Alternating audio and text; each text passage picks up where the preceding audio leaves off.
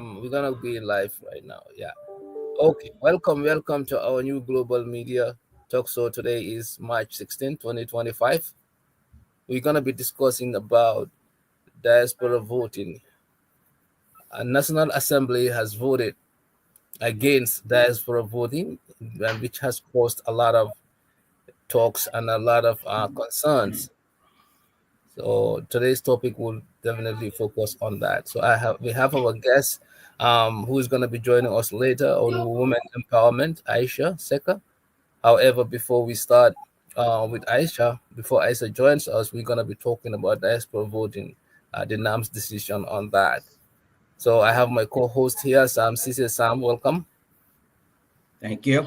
And I have my other co-host, Ousman Camara. Ousman, welcome to the show. And Famara will join us a little later. Thank All you. right. Thank you so very much, Sam Ceesay. Thank you. Well, this has been really the talk for the past 2 weeks about NAM's voting against the draft. I mean the voting of diasporans, and this was promised by this administration and even the Supreme Court. Uh, the law has given pathway for citizens to vote anywhere in the country. I mean, in and outside the country. However, we have seen that the NAMs voted overwhelmingly against it, and this has been a concern, and we need to address it. As some of us in diaspora, we contributed a lot towards the GDP of the Gambia, and we feel like we should have a saying and the way our country is governed. So I think this is a very key concern, and we need to discuss about it. So that's why we have this topic here today. So I would like Sam to come in, and Usman can follow suit. Sam, your thought about the diaspora voting? What are your thoughts and your concerns? Yeah, absolutely. Thank you, Mr. Sawaneh. Thank you, Mr. Camara. Good to see you both here today. Definitely, Thank you. the diaspora voting is a concern for me. And I think I've released some audios, and I'm going to come back to it and add more to it this evening, I'm sure, once I'm ready. But number one, I look at it as what the National Assembly did is, to me, is unconstitutional. I may be wrong, so I'll take it with a grain of salt. But something that is a fundamental right, and that's in the Constitution. The Supreme Court validated that is in the Constitution. It should be done. I take that to be something being that fundamental is an entrenched clause. Anything that's an entrenched clause, the only way it can be changed is through a referendum. The NAMs can vote for it. They can vote all they want, and they have to have 2/3 majority first before it goes to referendum. Once the NAMs have the two-third vote to change something that's fundamental and it's an entrenched cause, once they have 2/3 majority vote, that's when the Speaker of the House contacts the IEC and tell them to conduct a national referendum. Let them know that this has passed, and then we need to go to referendum. Then the IEC organized a referendum to ask all Gambians if this could be changed in the Constitution. That's what entrenched clauses are. They are not something you can just easily change. So for National Assembly members to go in and sit down on their own and vote to eject us out of our right is, I take it as unconstitutional. I want somebody to correct me. I take it as, I'm not a lawyer, but I know that it's being challenged in the Gambia. But I think it's unconstitutional. It shouldn't have happened. Why would you deprive someone their right to vote? Why? Is there any country in the world? I don't know if there's any country in the world other than Gambia that deprives their citizens from voting only because they're not in the country. It doesn't matter. You were born and raised in the Gambia. You're a citizen of the country. You have the same right as someone that's born today. You have the same right as anybody that's in the country right now. You have the same rights like the president. You should have the same rights like the president. So why are you being deprived from, why are we in the diaspora being deprived from voting. So that's my first step. My second step is, like I always do, this is something that's a talk of town. Is everywhere. It's on the news. It's on radio stations. It's on the WhatsApp. It's social media everywhere because it's people's fundamental right. As much as I want to talk about it, I also want to look for solutions, because my brain works more of thinking of solutions when there's a problem. When there's a problem, I want to think about solutions. And in thinking about solutions, I know this can happen. I know that some people would say, well, it's going to take a lot of time, a lot of money. Well, think about how much money the president spends on his Meet the Farmer store. This is more important than that, right? Think about how much they spend in celebrating Gambia's independence. This is more important than that. Think about all the things that the government expenses out. This is more important, because these are fundamental human rights. And these are things that are for real citizens of the country, true citizens of the country. So depriving all of them from voting is very essential. So I think it can be done, and it can be done with less money. And here's how. They need to IEC, because this has been validated by the Supreme Court already. There's no question should be asked on this. IEC need to get up and look for ways. And one of the ways is the electronic voting. All they have to do is demarcate the diaspora. They can say America, Europe. They don't have to do, what is it called? They don't have to do country by country. They can go to America. All those in the United States are considered one constituency. All those in Europe considered one constituency, and then go on like that, continent by continent. And in the electronic system, there are ways that they can program. All they need to do is get a software. Buy a software that will do this, and have the engineers of the software help them program so that people can register and then vote. And the registration can be done by email. If you want to vote, if they advertise it, I know Gambia, we do a very poor job in communicating things. But if they put this out 3 months ahead and give a 3-month window, and announce in every social media that those in the diaspora, through the Gambian embassy, we don't even need to use Gambian embassy. I used to say that, use the Gambian embassies and consulates. But if this has been, if IEC can get a software and send it out, this is something that everybody can vote wherever you are. So what they need to do first is, in order to register, they announce to everybody, in order to register, you need to subscribe to your email. You need to subscribe your email address. And then once you do your email address, then they will send a mass email out to all those in America, all those in Europe, all those in Asia, all those in Africa, and continent by continent, and let them register and give them a deadline. Deadline is important for everything. In, say, July 31st, I'm just giving a pick date. I'm just picking a date. I could even say, if they do it now and they say by July 31st, everybody need to register if you want to vote. Then they allow people to register. I know in the diaspora, yes, it's just like in the Gambia.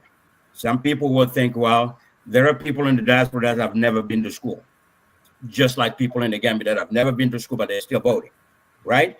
Anybody that's in the diaspora, never been to school, they have someone, they have a friend or family member that can walk them through to submit an email address. Register by putting your full name in, date of birth, place of birth, email address, telephone number, just basic information, and register and send that in. Once they collect that, at the end of the deadline, they cut it off. So those who don't register, well, shame on them. That's on them. All right. So once that gets done, the next phase will be elections. Before the elections, there will be communications out for how diaspora is going to vote. Everybody can sit in their homes and really vote electronically. You don't need to go to ballots. They don't need to spend money getting ballots and try to. Can you imagine Gambians collecting all their ballots and going overseas to place these ballots all over the place? That's not going to work. That is a lot of expense they don't need to do. They can do it the smart way, not the hard way. The smart way is do everything electronically. Everybody can sit at home and vote. Just that easy. And IEC will collect the data as it comes. At the time of the cutoff for the voting, they will be right after voting. Within that first few minutes, they can see who votes where. They can see all the votes, which candidate gets what from the diaspora. They can have it all and have that ready. That will be even faster than what they do in the Gambia for Gambians. So I'm going to stop here for a Yeah, minute and allow you guys to go on, because I can go on and on and on this. yeah. So I'm gonna let Ousman come in, but I really, the logistics of it, I really have some question on that, Sam, for you. Okay, But sure. Ousman, you can come in and then give your thought on the diaspora voting and the NAM's decision. Ousman, are you there? He's on mute. Ousman, can you hear us? Yes, Sam Ceesay. Yes, I can hear you. Sam Ceesay, thank you so very much. And then, of course, Mr. Sawaneh, thank you so very much as well. Yes, the issue of the voting issues. I think where I have a problem, in as much as I really appreciate the and recognize the contributions of the diaspora, I'm also very much concerned about the issue of the constitution and how effective should it be done, and as soon as possible if there's any adjustment that has to be made. Like some alluded that the unconstitutionality of the whole process, which I still have a problem to observe that, because like I think that constitution is still what need to be looked at as far as how we are concerned as people and as government. There's a need for us to go back to the constitution, do the needful in the constitution, and come back, and then of course give the opportunity to the diaspora people for them to vote, and of course to be voted for as well, because that franchise need to be extended to the people in the diaspora or the Gambians in the diaspora. So my take here will be centrally on the issue of the constitutionality of at this point in time. There's a need at this point for us to go back to the constitution, make the necessary amendment in the constitution that will give that privilege or that latitude or that right to the diaspora to vote as soon as possible or to be voted for. I think for the meantime, that's where I have my take. And of course, I will come back again. Mr. Sawaneh, thank you so very much. Okay. Thank you, Osman. Thank you, Sam. Because to say that whether it is constitutional or not, I think that is the Supreme Court has already ruled that diasporans, Gambians everywhere should vote. So that alone supersede everything. Now, even President Barrow, actually promised this, that when he gets to power, he will make sure that diasporans are given the opportunity to vote, and he even said that after he been in power. So there's no question about this being done. And even last election, the reason why it was not done, because they said that the logistics were not there, the money was not there. But last election and now, how many years now? If they are seriously political will, and then of course this government is having the will for this to happen, it would have been prioritized. So the fact that this is not happening, we have to speak about it. Let's call a spade a spade. There's no political interest for them, according to their analysis. And that's why they are dragging their feet. If I know, like, I'm not gonna gain I'm going to this particular thing and I'm not gaining, I might be losing. Do you think I will have put an urgency on it? Definitely, this is a human nature. So I think what Gambian the solution is that it doesn't have to be entrenched or a non-entrenched clause. The solution here is the Gambian people to stand up for their rights. The solution is here for diaspora to stand up for its rights, because diaspora has a lot of muscles when it comes to financing, when it comes to influence, when it comes to playing part in politics, because we see what happened 2016. Sorry, we saw what happened. What happened was diaspora took it upon themselves to help uproot Jammeh's government. Okay, if every institution and every area, because I remember New York here alone, we had raised so much money in our community centers to fund this coalition, the coalition government. We have raised, I personally, my community center raised thousands of dollars. I remember towards the coalition. Okay, so we have that power. So I think definitely we shouldn't just be mute about this and say, okay, the NAMs voted. The NAMs we know are corrupt NAMs. If you look at this, this is the same thing that happened with the Constitution. History is repeating itself. The same thing. When the Constitution was on the table 2020, what had happened? The NAMs, they were mobilized, and then they were corrupt, they were influenced to vote certain way so that it wouldn't be passed. So we can't be blindfolded about that. I think now is the time for Gambians to act, either through demonstration, either through um, having to come out and then talk to civil society, and other organizations to pressure this government to make this happen, because it's happening. Senegalese are doing it, other Togolese, other nationals. So it's not like something new. People are voting. Americans are voting everywhere. So it depends on you as a government how you gonna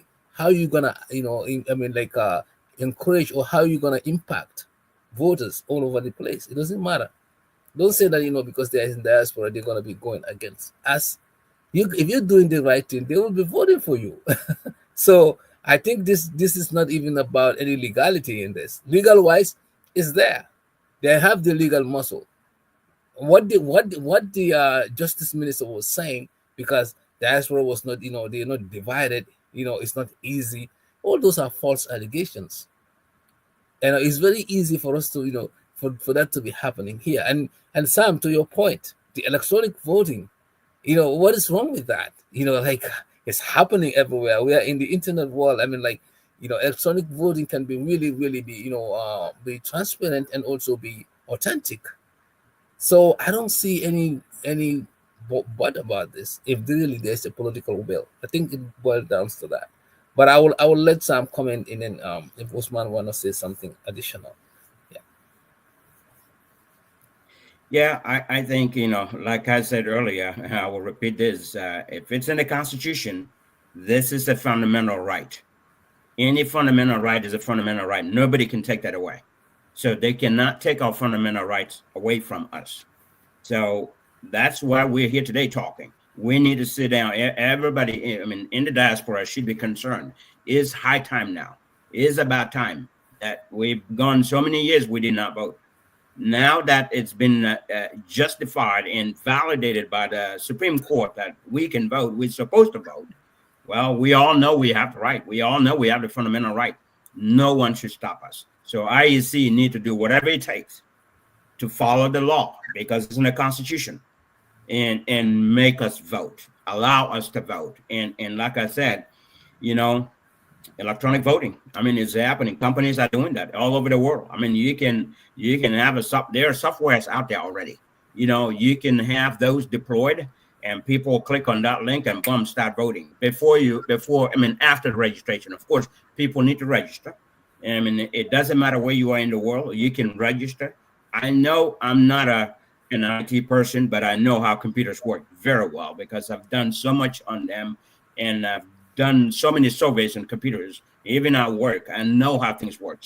So I know this can work very easily. I know it's difficult for people that don't understand, because it's just like someone that has never driven a car. First time they put you in a car, you're going to say, well, how do I start this? How do I go? How do I drive this guy? Because you don't know how it's driven. You don't know. And you will not know all the functions of the car and all the functions of the buttons and all the tools and technology in the car. You won't know them. So so those people will be, it will be something dubious for them, because they don't know. You don't know what you don't know, right? So let them talk to the IT professional. Let them, they have them in Gambia. All they need to do is acquire a software. And in fact, they don't even have to do that. They can just go acquire, do a research and talk to companies that conduct electronic voting, and have them help them design one for Gambia. That's it. They will pay them a fee, of course, but that fee will be less than what the president takes on a tour. That fee may be less than what they are spending in the Gambia for other things. There's really, and you can have even millions of people vote in that, especially for diaspora. We're probably not even a million, right? They're saying maybe 250,000 to 500,000, somewhere around there, right? So that should be easy. It should, in my mind, I can envision it. It should be easy. It should be easy stuff. Sam, I just want a quick question here. You and Yeah. Usman, why is it that Sam, diasporans are not coming out and demonstrating everywhere about this? Because if we're really serious about the well-being of our country, and we have been insulted like this, because I consider this as an insult. The NAM just Yeah. step on our face, saying that you are not important. This nonsense about the diasporans need to be stopped, either from even running for office. All this Yeah. these are nonsense. How All can you that. Yeah. how can any Gambian think that they are more Gambian than me? Just because Usman lives in Gambia doesn't mean Usman is Mhm. more Gambian than me or care about the well-being of Gambia. It doesn't matter Yeah. what nationality I have. Yeah. I could have American passport and still be able to have Gambia at will more than even Usman or anybody you can or President Barrow. So Hmm. why would you deprive them if I have the potential to run for anything? Deprive you, Sam, if you have Yep. potential to run for anything. So all this nonsense during that Yeah. came during Jammeh's era should be eradicated. We should stand Absolutely. up and then say enough is enough. We are here, but we're in Gambia. Look at us, some of us. Everything going on in Gambia, we're practically there because every day, in and out, we know what's going on. We're communicating. We are doing stuff there. Like an example of this platform. How many people are on the ground working on this platform? So you want to tell us that we are not Gambians? And then more so, we are building houses. We are helping our families. Look at this Ramadan. How many remittance has been sent to the Gambia for people to break their fast and live well? And you are telling Yeah. us we don't have a right to vote to dictate the well-being of our nation? So this is an insult. Me, I'm blaming us for not taking it upon the street and also protesting. There's a lot of different ways to protest. We can even decide to even shut down, I mean, like just for a couple of months, not to even send any money.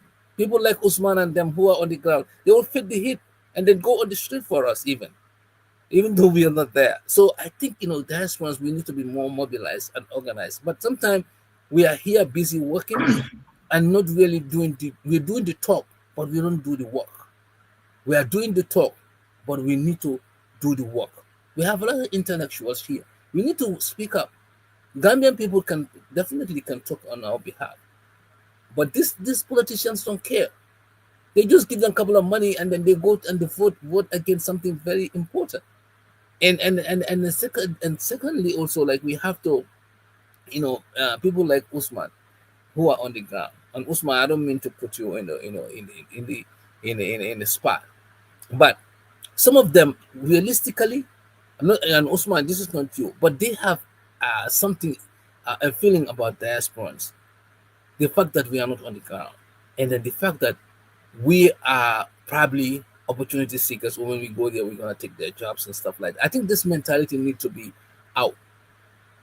We are nation builders. Most of us, I'm not saying everyone, people don't, like, want, the only reason why we are talking, even on this platform, because we care for Gambia so much. We could have sit down and enjoy ourselves with no problem, right? No, instead of even spending 1 hour here talking about Gambia. If Sam and I, we don't care deeply in the Gambia, you know how many people are here?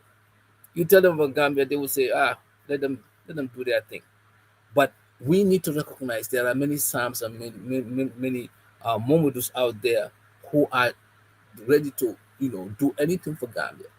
So that being the case, we should give them opportunity. Gambians in the ground shouldn't look at us as threat. They should look at us as companions who are there for national building. So I think that concept also need to be, you know, talked about. Because when Usman was speaking, I can sense that, like, he definitely liked the idea for the for the diaspora to vote, but not as passionate as I would expect from his speak. So I just have to be realistic. I'm not putting Usman on the spot, but we need people like Usman on the ground fight for diasporans because they know us. Usman knows what I do. Usman knows what Sam does. So Usman is not a small person in Gambia. So people like Usman should take the bull up on their by the horn and go on the street without our request. And this is why would make Gambia. I'll fight for you here in the West if this is reversed. in order for because I'm on the ground here. So you guys also should fight for us, because you are fighting for you. So this is the thing. But I see a lot of Gambians, they were like, okay, they are not here. They look at us as second class citizens. So that needs to be stopped. We are not second class citizens. We are first or alpha class citizens. Usman, I will let you come in. Thank you so very much. I don't mean Sam to put Caesar, you on thank the you spot, so. but since you are here, you are the only one here on the ground. So I have to give you as an example. But this is the case. Which, of course, that is well understood. And thank you so very much. As I said earlier, I think there is a what you call there's a need for that continued engagement, especially with the NAMs. Not once, not twice, NAMs are engaged, and then but they have what you call different interests. Anytime national interest comes, they are never at par at the same level, or they are never at the same agreement when national issues comes. Okay, but it's like when issues that is related, or that is has a contact, or that has an attribute, or that has something to do with their interest as National Assembly members, they are in agreement. So this is where I have a problem with them, and then sometimes it's even difficult to communicate to say who is right and who is wrong. Okay, this time around we have seen some NAMs, they voted against the diaspora voting. Okay, other NAMs are saying it. So what I will encourage, or my intervention here will be, let's start engaging them. Those that voted against this diaspora voting, I think there's a need for it. Some mentioned very clearly, if we can have a group, or we can have individuals that are ready to engage these NAMs that voted against the diaspora voting, perhaps engaging them will be an opportunity for them to have a better understanding, or to have an in-depth understanding. The reason why the reason why it is important for us, the diasporas, to vote in this country, that importance or that paramount nature of their involvement in elections, that need to be highlighted onto these norms. I believe if that happens, then there will be, of course, we will have what you call a collective conclusion in this matter. But honestly, I think the problem we have in Africa many a times is issues. Most of the occasions is politics comes into our decisions, and then it is not a surprise to me that politics, overshadowed the decision of this diaspora voting, and that's why some voted. Look at, for example, um, some of the NAMs, or some of the national assemblies from Fonye, they voted against this diaspora voting. And then when I was going through Almami Jiba's, explanation, you realize that he asserted that the reason why he voted against it, because we need to sort out the issue of the constitution, and that's why he banking on that the constitution has to be changed to give opportunity, because we are still using the 1997 constitution, which is of course Yahya Jammeh's constitution, which is not amended, because that amendment has to be done. If, for example, the Supreme Court, explains that, or they give the ruling that, but is it implemented? That's where we have a problem. Okay, Africans, judicial system, sometimes you cannot even understand it. All right. So if we can change that, or we can bring about more dialogue into this case, I think I would really appreciate it, so that our brothers and sisters in the diaspora, they will have the opportunity just like us here in the Gambia. Because maybe tomorrow I will also be in the diaspora. The next day, Almama Jiba may also be in the diaspora. So that consultations has to be established, or ought to be established, so that there will be what you call a, unanimous conclusion or unanimous decision onto this matter. I think I will come back again. Thank you so very much, Sam Sise. Thank you, And then, of thank you. course, Sawaneh. Before Sam comes in, you mentioned something about kind of sensitizing, basically in summary. That's what you mean. So they know the context, in context what this means. But I think this is politically driven. Why I say that? Look at the ways voters were done, and all the NRP, voters. I mean, all the NRP and NAMs voted alongside. We have Famara here. All the yeah, very good, very good. So all the Famara, welcome, welcome. Okay, yeah. Thank you, Sam. Yeah, yeah. Thank you So we are so. just talking about the NAMs voting against the diaspora voting. So I'm just gonna finish up, then we can allow you to come in before Sam comes in. Okay, Yeah. so I'm at work. I might have to take off my video, maybe. Okay, that's understandable. Yeah. All right. Thank you. Thank you. Yeah. So what I was saying in nutshell is that you mentioned that sensitization was lacking, especially folks like Imam Jiba's reasoning. That could be because again, this some of these NAMs are not highly knowledgeable, and maybe they don't read a lot, or maybe they don't go above and beyond their responsibility. However, this is politically driven. If you look at the line of votes, UDP folks, most of them voted for the diaspora vote because again, there's this notion that they have more dead sympathizers out there, the UDP folks. But this is the notion. It might not even necessarily be true. It might be opposite. So, but that's the notion. And then there's this notion that diasporans are anti-government because they don't have to depend on the government. They are self-sustenance. So that being the case, they can speak out or go against. So this notion has been there since Jammeh time. That's why we were having struggle. We were been struggling, and and then Barrow came and inherited, and kind of using it to his advantage as well. So I think that's why you see the NAMs vote alongside. If you see the NRP vote, I mean NAMs, I mean, I can't even believe my boy. Like what's his name? Mr. Mbo, who is my younger junior in Hermitage High School. He voted, against, and he was in diaspora in Atlanta. Me and him used to hang out in Atlanta. So even if I get the chance, I'll bring him to the show because we brought him here before. He's my junior guy.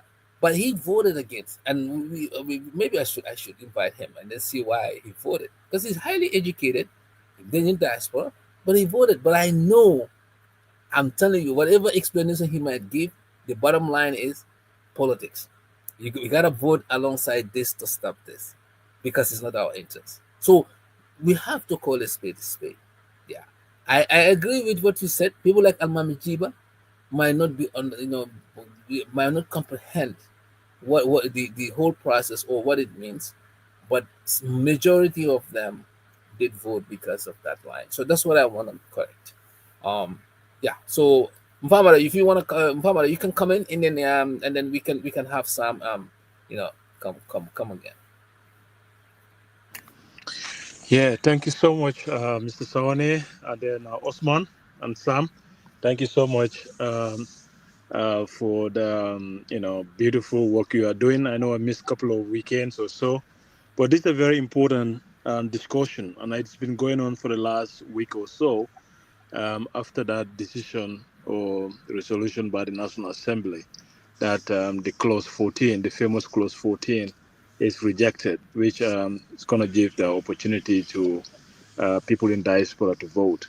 So, I mean, like you said, it came as a surprise to everybody, especially after we had a couple of years ago that the Supreme Court has decided that the people in diaspora should vote. And, those folks, Samba Jao and Bibi Dawo, I think they did a wonderful job, and all others, Professor Jibril Fall, they did a wonderful job in the MSG project, obviously. And then during the national dialogue that happened in February, the Independence Day, I had also the good presentation and then the case that Professor Jibril Fall presented at the national dialogue, to highlight some of the importance of the Gambians in diaspora contributing to the economy of the Gambia. And he even cited a couple of international conferences that the Gambia participate, and they had to engage a couple of Gambians in diaspora that are very that are experts in the area of that particular international conference, and how they help the Gambia government, just to benefit from the funding that the Gambia was trying to target for that particular conference. All right. Forget about, what we are contributing in terms of GDP, with the central bank reported, which is over 770 whatever millions, in terms of what we are contributing, to the economy. But that's the formal sector. The informal is just uncountable. So overall, the Gambians are fully aware of the diaspora's contribution. But when it comes to giving us votes, that's where they don't want our mouth to be. They want our money, but they don't want our voice. They don't want our mouth when it comes to electoral process in the Gambia. And that's why all these ping pong games and hanky panky going on. And like you said, Sawaneh, is exactly based on politics, because obviously at the end of the day, the incumbent want a support, and the incumbent one where the support is going to come. If at all it was the incumbent's favor, believe me, it was going to happen. But like you say, it's all political, because look at the party lines and then how they voted. Maybe some people in MPP probably want to support it, but if they had their own party concourse, before the decision was made, like we already had, that the the deputy speaker had a meeting, and even with the justice minister, they had a meeting with their representatives, to tell them about what is going to happen, and even guided them. So if they had that internal meeting before, and then later on even in the assembly, because we understand even the other independent candidates were supposed to vote in favor, but later on, turn. So whatever they discuss, and Almami mentioned that in Kerfati in one of these discussion, I think he also had to, have their own small engagement, because they feel the minority are also kind of split, like the UDP NAMs on their side, but the Fonyi NAMs also, even though they are minority, but they also tend to, agree among themselves whatever they want to do, and that's what they agree on. So, like you said, it is going to be it is all down to politics. But then, it is not over yet. I think there's still chances to either go back and bring that bill back again, or probably when the constitution is amended, because what they were basing their argument on, the constitution does not even support diaspora. There is no consequency in the constitution. So that means that's the reason why they voted, because there is no diaspora constituency in our constitution. So that way, that's the reason why they. But the other side, they're saying, well, even everybody from diaspora, we all come from a different region or different constituency in the Gambia, so they can register us based on where we come from, and then we vote. So there are a lot of challenges and gray areas in the whole thing. But basically, like you said, it's all down to politics, and hopefully it will all settle down and we'll go over it. And some people even say it is also going to be challenged, because if you say diaspora is not only US and America and Europe, but you're also talking about Senegal, you're talking about Guinea-Bissau, where all African countries are involved. And obviously it is Gambia is not prepared yet, to have all of those countries, included in the vote, because there is no resources, there is no capacity, to do that, and all of those things. And even though diaspora said the support, in terms of financially, might not be a problem. All they wanted was to see the law happen or passed. Once they do that, then the rest will be something that they will have to put our heads together with the government and see how it goes. Yeah. So I think this is the discussion right now. But no matter what, I think they should have passed that thing to go ahead, and then allow the necessary reforms that is going to happen to also take place, because the IEC also has a role to play here in terms of demarcation. And I think that was something that Momodou really wanted to do even before he was thinking about retirement. That was something that he wanted to do. So this is the situation. But at the end of the day, we are Gambians, and then we have the right to participate in the voting process in the Gambia. And there is no way, there is no excuse that they should, disenfranchise us from not participating in our constitutional or our citizenship right to vote in the country. Yeah. So thank you. Thank you, thank you, thank you. So definitely in Famara, you have added some some meat and potatoes on this. So let's go back to Sam. Sam, any other additional thing? Because in terms of what Famara was mentioning, they might bring it back, or there might be there might be something in the constitution which was not there before, that would allow diasporans to vote. So the argument is the constitution hasn't actually demarcate or specify a consequence for diasporans. So what is your take on, or how this gonna lead us though? Do you have optimism that we would vote 2026? Good question. And first, I want to thank Famara for his contribution. He brought up some good points there. Do I have hope? Am I optimistic? I'm at the borderline, because this is why I'm speaking. This is why all of us here are speaking, because we want to push for our rights. Voting is a fundamental right. It is a fundamental right. In fact, today, I'll give you an example before I get into this. I'll give you an example. Today, or 2021 elections, there is a Gambian, or there are Gambians in Gambia whose mother is from another country, like a foreigner, but their dad is from the Gambia, got married, and have children, right? And those children that are grown over 18 and above, are voting. Compared to us, a lot of us in the diaspora, our mom and dads are all from Gambia.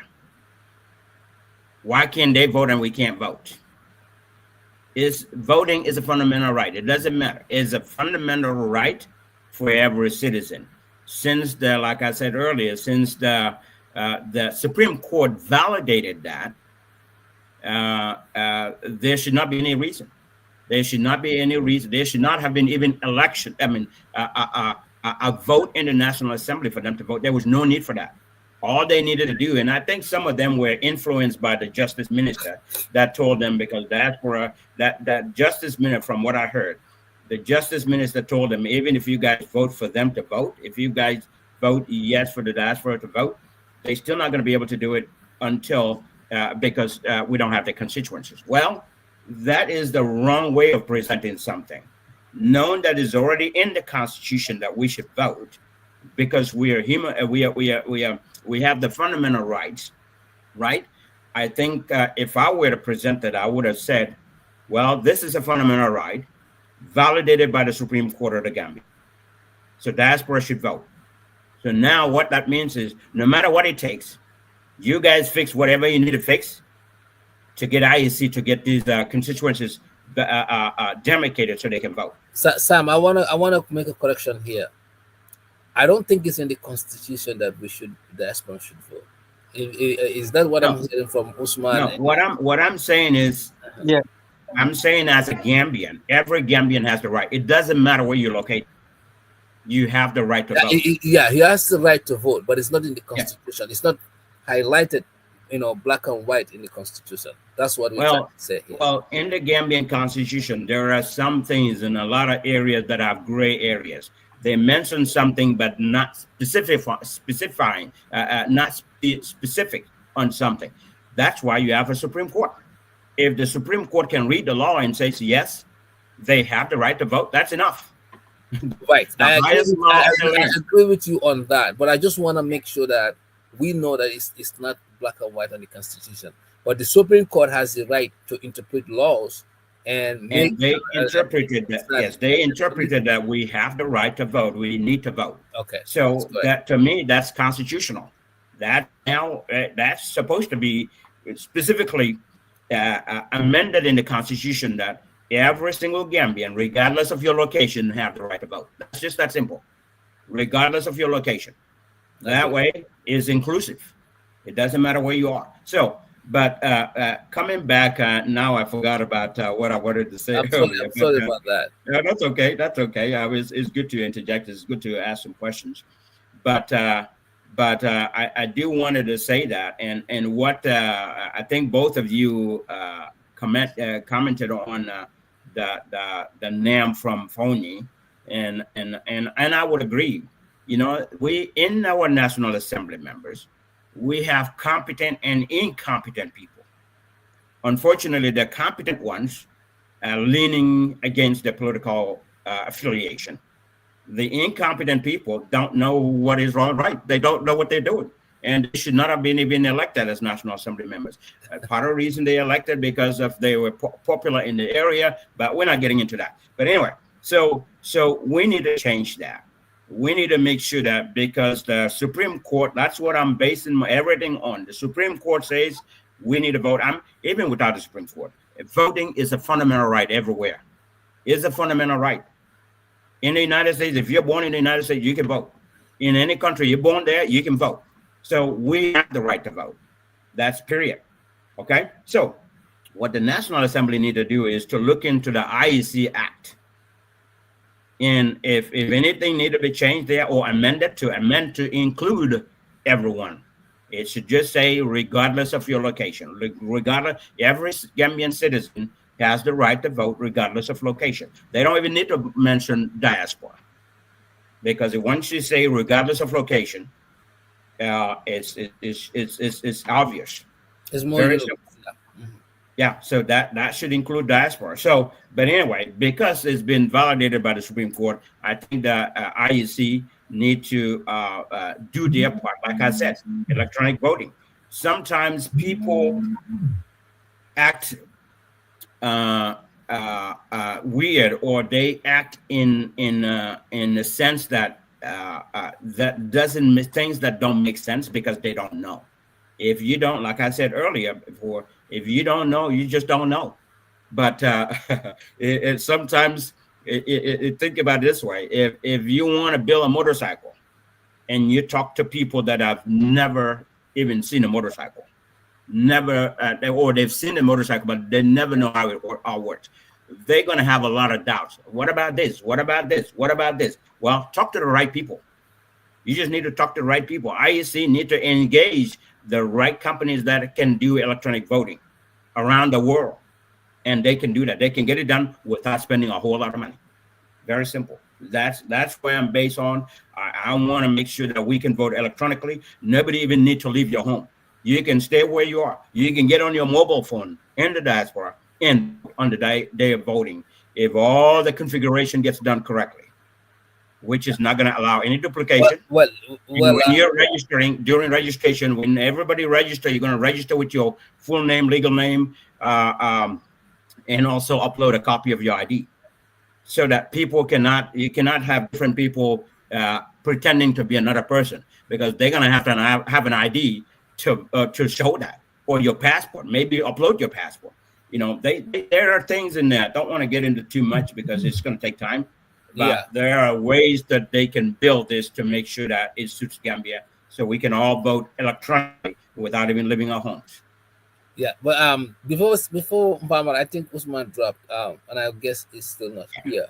But we have about 10 minutes to wrap this up. But what I want to say, Sam, is easier said than done. You see, this electronic voting, if you look at the US, there's electronic voting, but it's paper ballot, right? So paper ballot is different. Oh shit! Paper ballot is different. Okay, but it's not like marble, but it's a paper ballot that US use, and then purely authentic. The reason why I say it's purely authentic,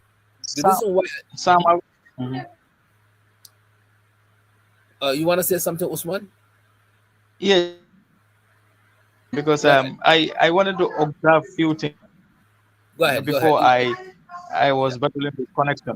I think we just still need to understand the Gambia is still used, in as much as we really appreciate and then like our brothers and sisters, our uncles in the diaspora to vote in this country. We also need to acknowledge the fact that we still have unsettled business that has to be settled. That is the issue of the constitution.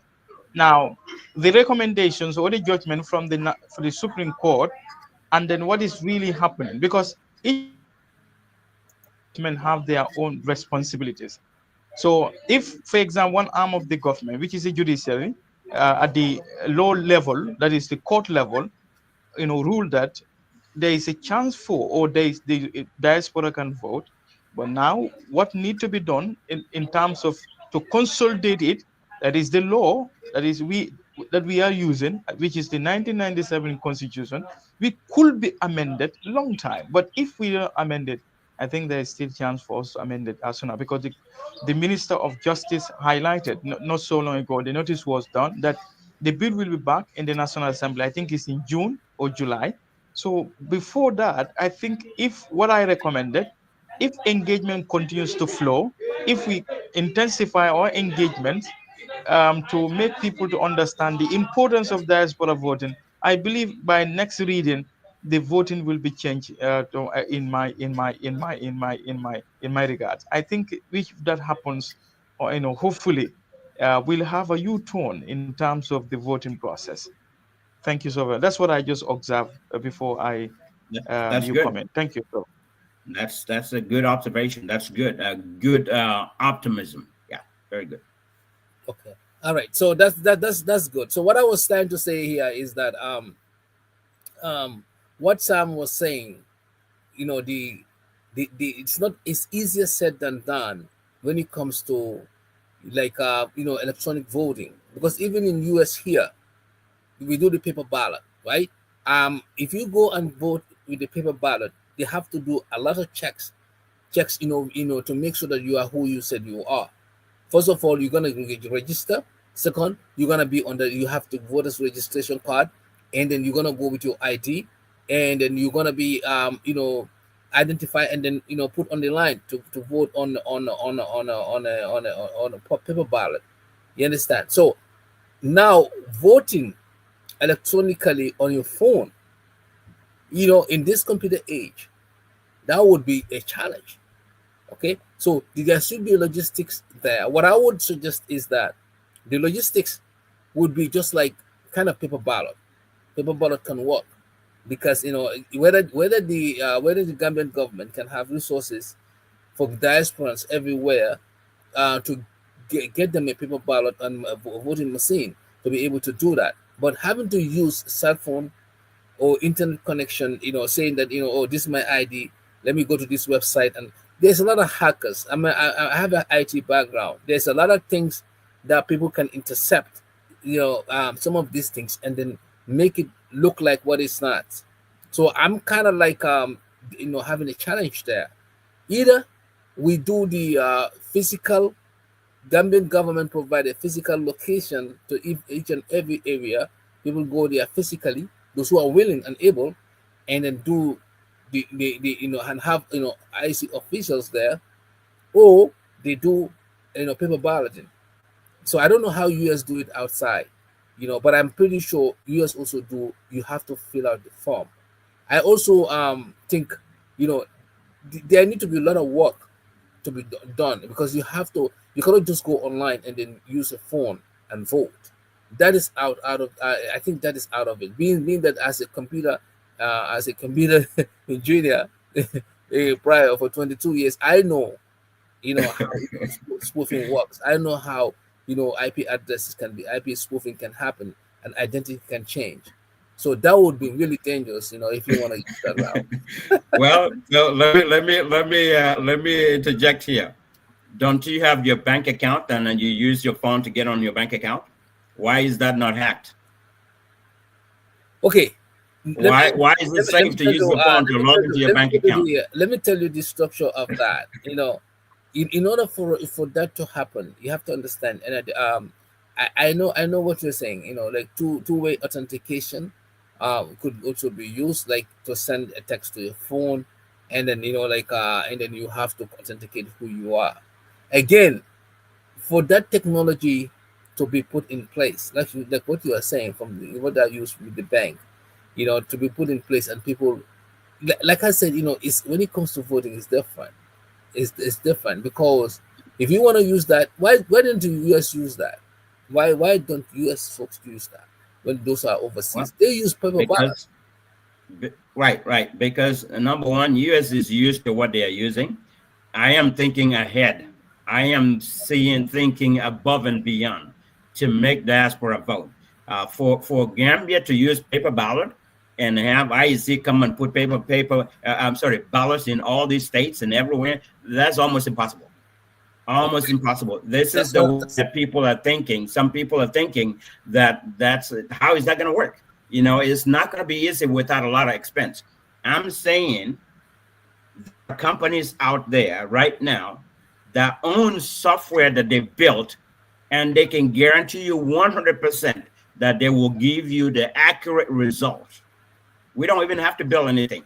I want Gambia government, IEC, to talk to those companies, identify them, talk to them, invite them to come to Gambia, sit with them, let them present to you how their system works. And I guarantee you they can build you a system that is, oh man, that will be phenomenal. It'll be one in, right now, the logistics of it is almost impossible. It's not going to favor us. But if we go this route to do electronic voting, anybody can sit anywhere and vote. Anybody can sit anywhere and vote. Like I said, you can use the software and vote, because the problem the most important thing is during the registration, because first people need to subscribe with their email address. You have an email address, they will send you a link. Once you subscribe the email address first, then you get a link to register. And when you're registering with your full name according to your passport, because we're all in the diaspora, we all travel with a passport, right? Gambian passport, according to your passport or your ID card that you have. No one else is not going to have that same ID card like you have, right? So you register with that same number. You register with your ID card, some form of identification. I'll put it that way, some form of identification, and then take a picture, upload all of that. So once you do the initial work with the correct configuration, the day of voting is easy, will be easy. It's just like logging into the system. Only people that have access to that, the only people that register with their email will be sent a registration, a voting site to vote. And nobody else can log in. Nobody can vote for anybody else, because you're all different. Companies are using this worldwide. They're using them worldwide, and they're very authenticated, and they are 100% accurate for the most part, at least 99% accurate. I'll put it now. That way. The only concern, Sam, I have over there also is the connectivity issue. Like sometimes different part of the world, connectivity is an issue. Real-time connectivity to do these things. What I would suggest, I'm not saying that it's not doable. I'm not saying it's not doable. Right. What I would suggest is that when this thing is going to be handled, which I know someday it will, we need to also have a backup plan in terms of like having a paper early voting system or paper ballot, because paper balloting is also work almost the same thing. You got to mail in balloting, everywhere, mail goes everywhere, even in the as long as you have an address, the mail goes there. So why US does early voting and then late voting? Because it gives an opportunity for outsiders to be able to vote. So you can do early voting, you can do paper ballot, which would be like you said, registration online, whatever the registration happens, but there will be physical paper that will say all your details, and then you're gonna send in and then confirm through the mailing system. So if US can do it, I think we as Gambians or the IEC, they can look into this and venture that. It's just a matter of tweaking certain things, but I know it could be done. But we want to be also able to have opportunity for everyone wherever you are. Because if people in the US can do it, people in Angola cannot do it, it's still an issue. So I don't know. This is why I understand you, but this is why I want to simplify it. You see, US have very tough laws. Gambia don't have those. In the U.S., if you're caught with election fraud, guess what? You're going to jail. In Gambia, you're caught with election fraud, you may not go to jail. So, and by doing it, by doing the paper ballot and mailing it in, you're calling for what is it called? You're calling for a disaster, because one, some papers will not get to the right places, and some will mail it, and some people will sit on them. So we need to take away the second party. We need to take away the middleman. because when you mail paper ballot, now you have middleman. That middleman can say, well, I support the president, so anything that comes not for the president, I'm not going to submit it. Well, That can happen. But if you leave it in the hands of the people and the hands of the company that will run this for us, they have to guarantee that everything will be right. how would you know that company will not be corrupted by the government? Well, you know, that's a good question. But you know, that's why if you use international companies that are doing this, for the most part, they are authentic. They have their name on the line. If they do anything that's out, they know that is not. Gambia government will not have money to pay them for what they will get in the near future. So most likely, you will not have that problem. Well, Most likely you will not have that we problem. just can hope. But they will be. It will be authenticated. But also the results can be pulled right after the elections. The results can be pulled. You can pull results. I mean, I have done. I've been an analyst before. I've done a lot of analysis. They can pull the report and even drill it down. How many people voted in the U.S., what state they're in, and how many people voted in Europe, Asia, Africa, what place they are in. They can drill the whole thing down. And who do they vote for? I mean, it's simple. It's just like, oh man, I'm thinking ahead.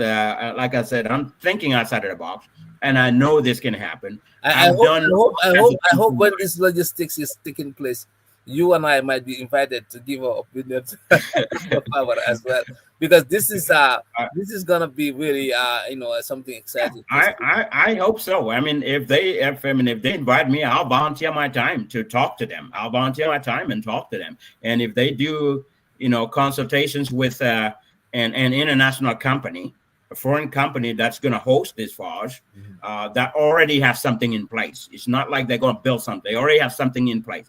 They will tweak it to make it for Gambia and test it and test it and test it, pilot it until they confirm this is it. Once that's done, they will guarantee you that this is going to work. There's not going to be if and buts. There's not going to be any corruption involved in it because they're going to handle it for us. They and IEC will handle this.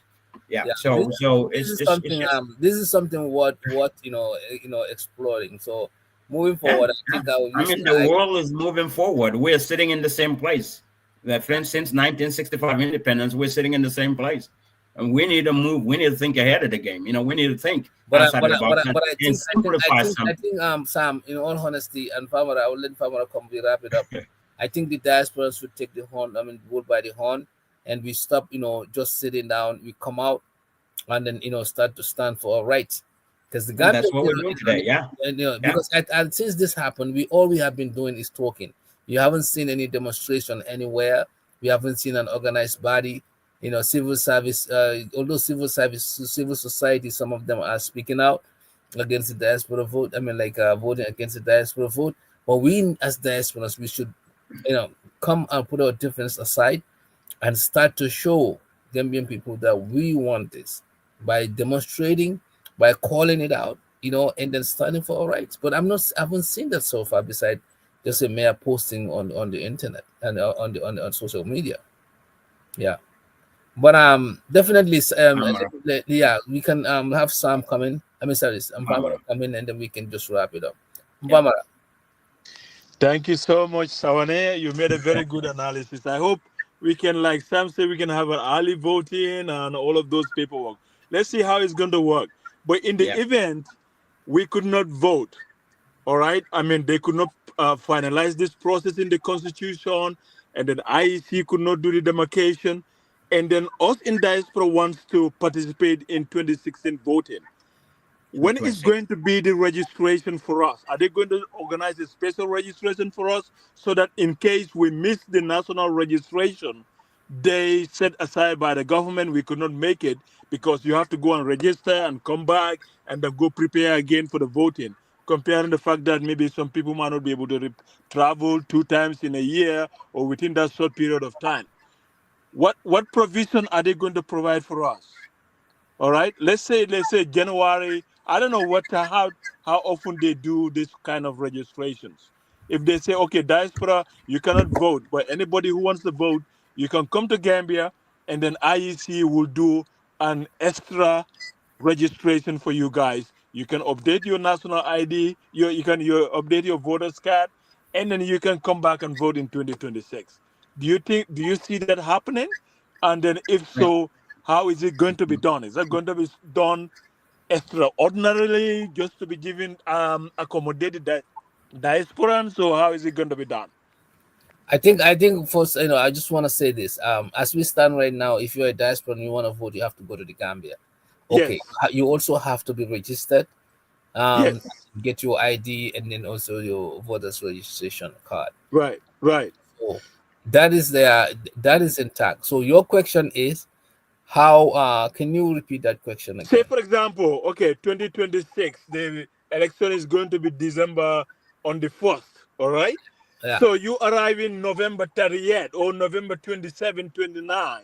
Are you allowed as a diasporian few days before the election to register and have your voter's card? Or maybe the government is going to say the last day for all renewal of voters card or issuing of either voters card is going to be July of 2026 or October of 2026.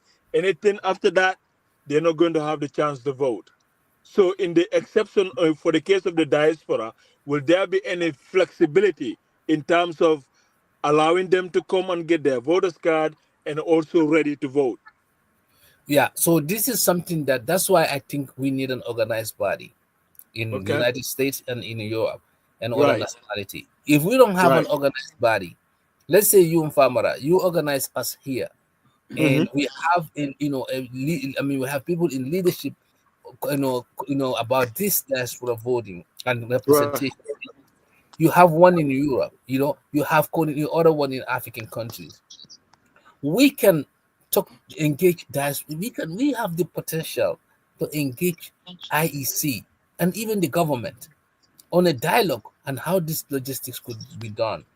So, like you said, they could waive, they could create a waiver for for diasporans to be giving them enough time, to come, and then last minute, time to come and then register and vote. All these are possibility, but it has to be talked. Without sitting down and talking, nothing is possible. So, but first of all, we're gonna get ourselves together. Who in the US here, who is mobilizing us in terms of this? I can't even identify anybody because I don't. It's not Sam. It's not you. It's not me, of course. It's not Pasam Bajau. It's not. We don't have that. We need to create a body of leadership and have a channel. Through that channel, everything goes through, and then one point to point contact, because these are people too. As long as we also have to have influence in the National Assembly. How many of us engage people in the National Assembly? And guess what?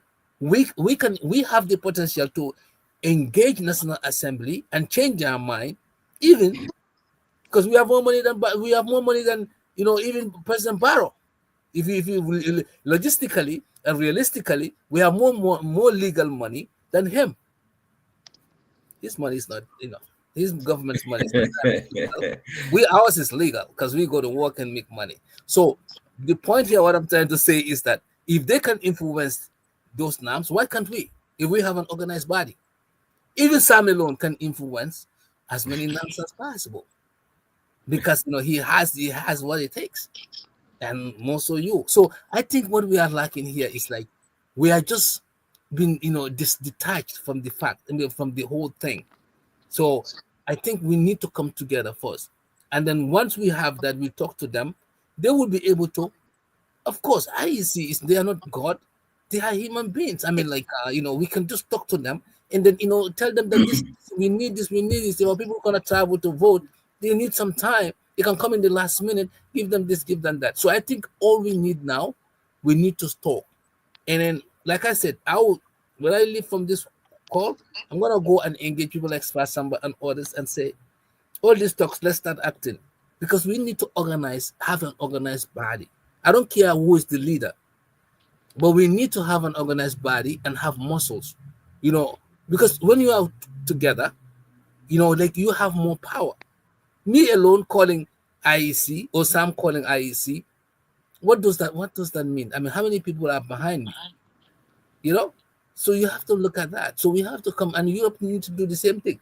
Instead of Bambamas and others talking like it has nothing to do with UDP. It has nothing to do. See, once we started, our problem is party. Once Sam started showing his color as UDP, then everybody step away.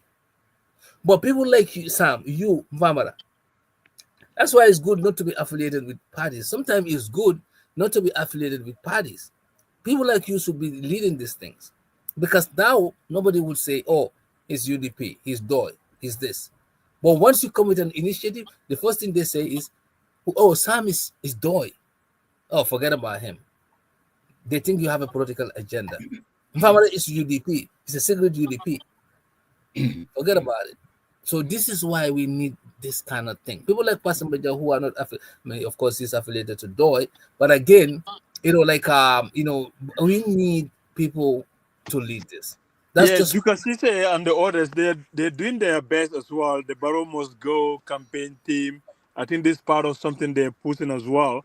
I don't know the entire team, but I know they're trying to come together, and ensure that Barrow must go, but also we have some reforms in the country, and that also includes the rights of the diasporan. So I don't know, but I know this Professor Jibril Fall and others that are also doing a great work. I don't think they are affiliated politically with any party as such. So hopefully yes, something is being done. So is in something Chongan. I don't know. Chongan is also part of the team. I'm not sure. Yeah, but I think we have a very good people that are not as affiliated with politically, but they're part of this agenda to get diaspora's right being respected. So let's see what happens. Let's see what happens. All right, so let's it's about an hour, so we can just wrap it up. Sam, you can come with your final point. Final wrap it up. Yeah. My final thought is, this is not complicated, and people should not make it complicated, make it look like complicated. And the second thing is, I think what Famara was saying, if we can't vote here, can we go to Gambia? I think that is, that's like Sawaneh answered that one. That's the current situation. If you want to vote, you go to Gambia. But why put the burden on the people to make their own flight arrangements, pay for their airline ticket and go, and not realizing that there are a lot of Gambians that are overseas in the diaspora that cannot travel. So you still restricting people from going. That's why I support electronic voting system. I want the electronic voting system. That way it's all inclusive. No matter where you are, you can vote. You do not have to pay a ticket to go to Gambia. People don't have to do that. So I think, like I said, the IEC need to do consultations. Once they do the proper amendment in the IEC to make sure that all Gambians, regardless of your location, can vote, then it becomes all inclusive to a point where people can vote. And they need to go after and acquire international companies that are experts in voting systems, and engage them, invite them to come and explain to them what they have and present to them what they have, and make sure they can guarantee this is what they have and tell us the cost and all of that stuff. I guarantee you that will work better than anything else. It'll work better than anything else. And when you talk about internet, a lot of people in the diaspora are using WhatsApp right now. A lot of people are using WhatsApp. Yeah, there might be few simple people that have the simple phones, but this will not be more of a phone thing. You can do it on an iPad. You can do it on a tablet. You can do it on a computer, a laptop, a desktop, a cell phone, just like we can all log into our bank account. And we also have to understand the language barrier. The language barrier also we didn't speak about. Right. Well, so that's what I mean. That's what I said earlier. Yes, there is language barrier, but earlier I said, even if those in the diaspora are people, there are some people in the diaspora that have never been to school, but they have children that have been to school. They have friends that have been to school. It's just like people in the Gambia that have never been to school, and they are getting assisted in getting their stuff done. It's the same thing. The fundamental thing is the registrations. Once registration get done and all the data get captured, that's it. The voting part would be the easiest part. That will be the easiest part. So anyway, I will end here. So final thing. Thank you so much, Sam. Thank you for that input. Famara, your final words. Yeah. Thank you, Sawaneh. Thank you, Sam. Sam is a diplomat. Man, this guy been working with Department of States and all those things. Sam, wow. It looks like I don't know much about you, but it looks like I'm getting Yeah, to you know didn't more know about that. you.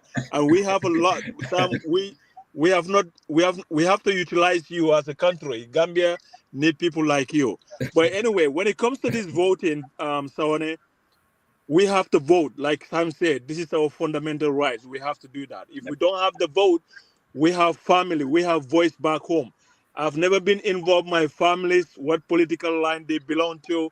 But if I'm denied to vote, I'm gonna make sure my families are going to vote against the government too, because I see this as political, nothing Yep. else. So that one also, I'm going to play a big role into that and tell the National Assembly members whatever they did, they have not viewed the interests of the country or the citizens. They just did it based on their political line, and which is wrong and it's not correct.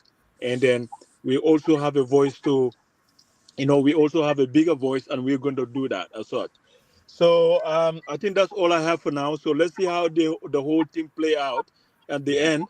But Well, we see a lot of political influence and political thinking going down into this thing. So, and I think it's also unfair on us, honestly. And 2026, I mean, it's no joke time because our country, the way it is going, we have to take a bold step and then make the necessary reforms that we need to get that country moving. Because otherwise, we're gonna be in the same status quo. Absolutely. I think you guys said it right. I think there's a cost related to this, and the cost is costly. It's gonna be costly. If diaspora don't vote, diaspora will vote another way. We will Yeah. mobilize ourselves. We will vote, and now, even instead of voting, you know, based on based on consensus and based on what is presented to us, from political side, political parties or whatever who are contesting, we're gonna now vote because we were refused to be. I mean, we were denied to vote, so we're gonna vote against that.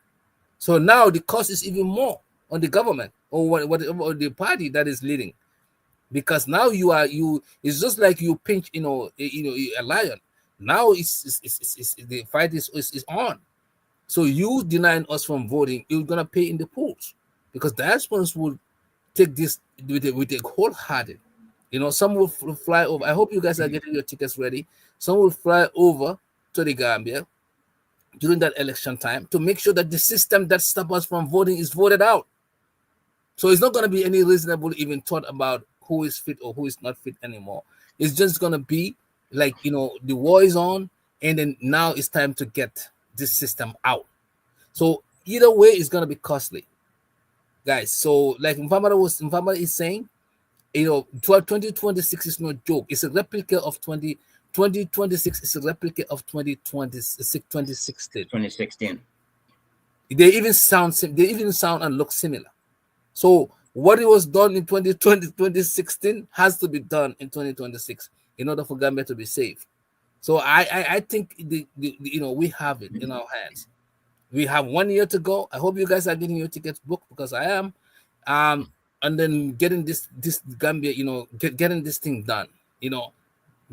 Totally reform, and then be like a normal human being instead of being a half citizen, or like being discriminated from our own land just because we are away. So I think this is the route to go. This is something that we have to echo, unless and until this government, they don't want to pay that price, bring back this bill and then give us right to vote. Yeah. Thank you. Yep. Thank you. Thank you both. Thank you. Thank you all. Yeah. Thanks, Famara. Thanks, Mr. Sawaneh. Thank you. Yeah. All right. Have a good day, guys. Yeah, you too now. Yeah, Famara, stay blessed as well, both of you. Thank you.